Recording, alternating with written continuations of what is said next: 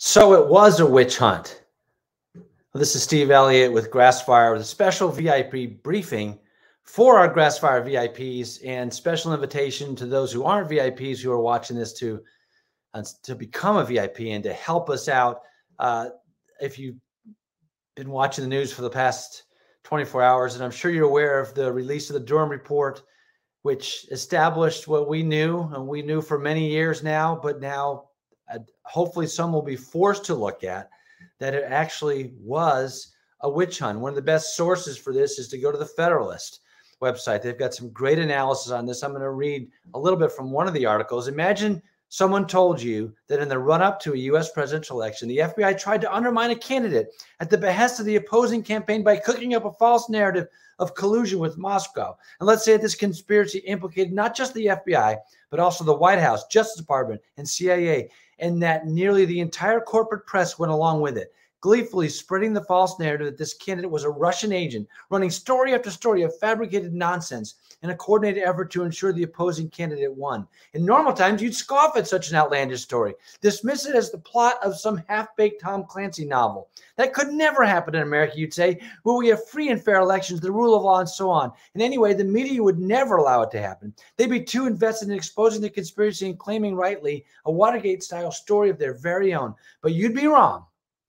All of that really happened in 2016, recounted in all its jaw-dropping detail in Special Counsel John Durham's 306-page report released Monday after nearly 40 years in the making. The big takeaway from the report is that the Obama-era FBI launched a full investigation of the Trump campaign, codenamed Crossfire Hurricane, in the summer of 2016, despite having zero evidence of any collusion between Trump and Russia.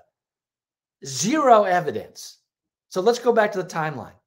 July of 2016, we're in the middle of the presidential campaign, and Hillary Clinton's campaign develops a plan to discredit Donald Trump and to get attention off of her own actual corruption, her own actual collusion, by creating the fake Steele dossier.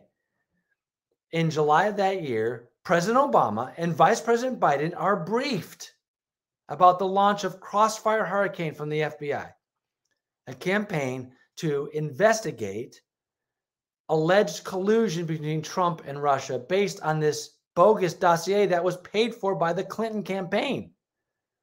It's all been now proven, again, to be a fabricated, 100% fabricated lie that we now know that the Clintons themselves, that Hillary Clinton created it, that Obama and Biden were briefed and knew it was a lie from the very beginning. They knew there was no evidence for it. It didn't seem to matter, though, because 3 years later, in the middle of the 2020 presidential election campaign, here's Joe Biden. Russia undermined our democracy by interfering in the 2016 election. That's a fact. Well, Joe, no, it really wasn't a fact. In fact, you're the one who's lying here. You're telling an actual lie to the American people, and you ran a campaign based on it. And then you continued this lie well into your presidency, and it's continued to this day. Even this final report from Durham totally refutes it. Now, how has the liberal media managed to handle this? Well, have they been gracious in admitting their mistake, and have they now come out and said, oh, we're so sorry, we were wrong, we should have never reported this? Well, first of all, let's just look how they handled the news. Exactly. Here's Drudge report. Here's a good reason to never bother look at Drudge again. This is the main, Drudge features his main story in the middle and the upper left, where he buries stories are on the right. Usually old stories go to the right. He launched his coverage of the Durham probe in the right column, surrounded by other articles condemning and attacking President Trump. Look at the New York Times, who was awarded for their great coverage of these lies. In final report, Trump-era special counsel denounces Russia investigation. That's all they're going to say, and they surround it with another article actually attacking Bill Barr and this whole effort. Look at the Wall Street Journal, which I'd expect more. No friend of Trump, 4 stories bound. FBI faulted for its probe of Russian meddling in the 2016 election. At least CNN covered it, kind of in a ho-hum way, like they're covering, it's going to be partly sunny today with 30% chance of rain. Special counsel says FBI didn't have reason to launch full Trump-Russia probe. Well, I guess they said that. They said a lot more than that, too. How about MSNBC? Durham report on handling of Trump-Russia invasion released to public. Released to public? Is that all they're going to say about it? That it was released to the public? Not that it is jaw-dropping revelations? Washington Post, at least they covered it as their lead story for a little while under Democracy Dies in Darkness, although they were the ones who got a lot of credit for reporting on the fake dossier. Durham report sharply criticizes probe, blah, blah, blah, a little bit of coverage. Fox covered it much better. They've had several stories. They led with it, pretty much have led with it for a full 24 hours. We had to go all the way to Europe to get what is probably the best coverage of it. So it is an actual witch hunt. It is an actual witch hunt. Trump said it was a witch hunt from the beginning. He knew it was a witch hunt because he knew he didn't collude. They launched this campaign in July of 2016 with the fully complicit President of the United States, Vice President of the United States, the full arm of the FBI being used against political opponents. And then they continued it during Trump's administration. For 3 years, they continued this until it was finally refuted and now ultimately refuted by what we have in this report. So let's, just in case we forget, I mean, I don't want us to forget how the media portrayed this. It's really quite shocking. Let's listen to some of what the media said. The infamous dossier on Trump have proven to be true. I know the history of the dossier, but it hasn't been discredited. In fact, it's been the opposite. It's been corroborated. Much of the dossier has been corroborated. This discredited dossier, which was paid for, Your intel community has corroborated. You hear the word corroborated, corroborated, corroborated. This was the talking point. This is the talking point. The dossier, we were able to corroborate in our intelligence community assessment, which nothing has been corroborated. In which we have no apologies have been issued. We know that with the FISA application, the relevant parts of Christopher Steele's dossier were corroborated. If the application included information from the dossier, it would only be after the FBI had, in fact, corroborated information through its own investigation. We also know that as time goes on, more and more parts of the Steele dossier get corroborated. When the president just refers to his fake dossier, now? Is it back on apologizing?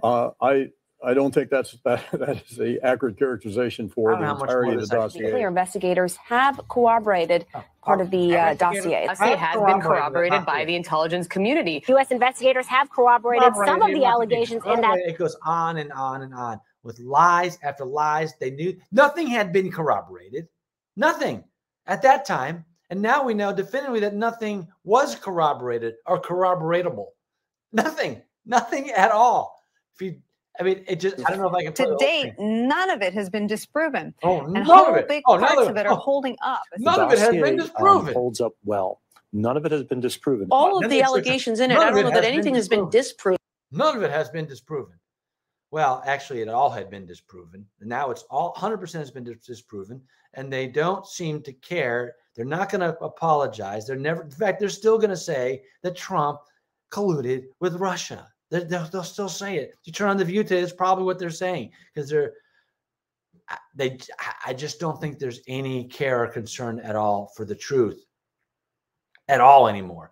But let's look at some of what's been said, perhaps from the perspective that maybe we can understand this, what's really happening. Here's Marco Rubio.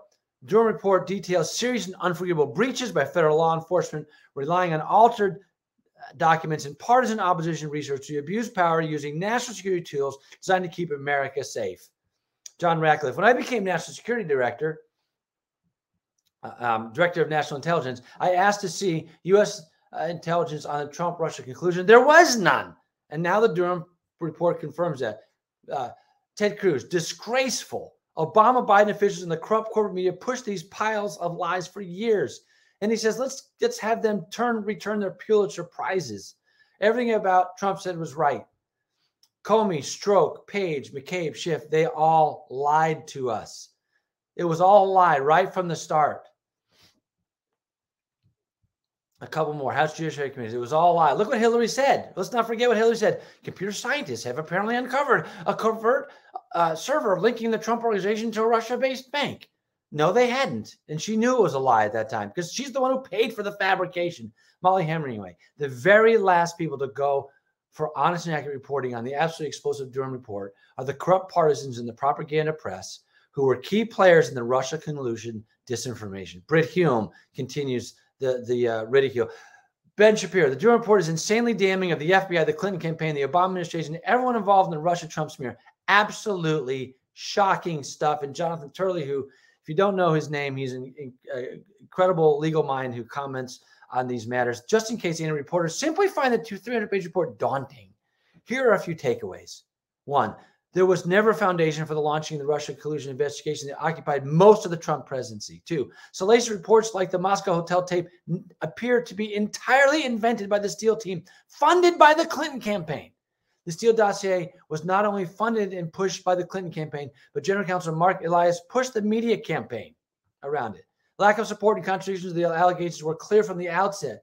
Is that if this doesn't appear newsworthy to you, media, there is the fact that the media pushed these false claims for years with the support of politicians like Adam Schiff, who insisted they had evidence of such collusion when they had no evidence of such collusion.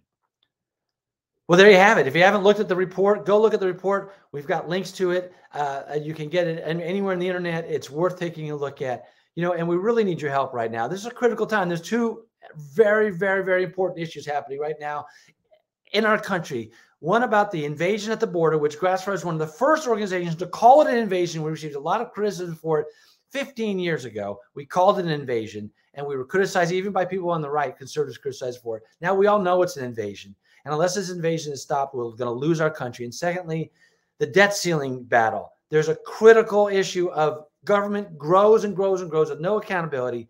They're bankrupting our children and grandchildren. There's an opportunity to do something right now if the Republicans around the McCarthy plan will stand firm and hold to a modest 1% increase, hold the line on spending, and push this country back to some sense of responsible spending. We need your action on both of these. Become a VIP with us, and you can send our faxes at 80% discount. It really would be a big help to us. It'd make a big difference for our Grassfire team. We've had people, Steve, Judy, Laura, Caroline, Philip, Timothy, Suzanne, Scott. We need more VIPs. We need at least 50 new VIPs this month so we can keep this battle going. You know, Grassfire is one of the voices that are still taking a stand for truth. We want to report truth so you can take action. So please, if you're not a VIP, become a VIP. If you're a VIP, make sure you send your discounted faxes on these 2 critical issues. And thank you so much for standing with Grassfire.